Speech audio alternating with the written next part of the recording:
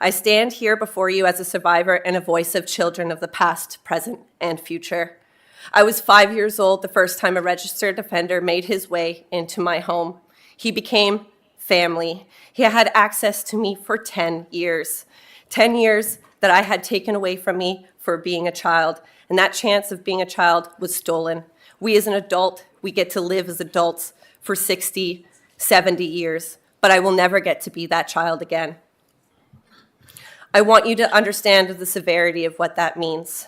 I wasn't just abused once a week. I was sometimes abused multiple times a week, sometimes daily. I went to bed every night afraid of what was going to happen to me, so I did not sleep. Sorry. I did not think that I would make it to adulthood. The courts knew how dangerous he was. So today he carries a weapons ban for the rest of his life because of the tactics that he had used to silence me. This man was already a registered sex offender. Previously convicted in his first case, there was 2 victims, and I was the 3rd child, the 3rd life that he had stole. And yet, after that first case, he was released within 1 year. 2 victims, and he was released within 1 year. With me, he was released on parole with after just 3. It is hard to truly understand the impact of this unless you've lived it. That's why I want you to understand the risk that I take standing here today. He threatened me not to tell, but I did.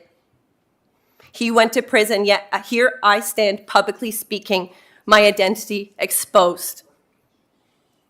Knowing that he could see me fighting for justice, I live in fear that one day he could act on those threats.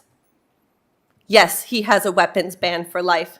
The system itself has acknowledged that he is a danger to me and society, but yet he's free to live while I continue to carry the weight of what he did.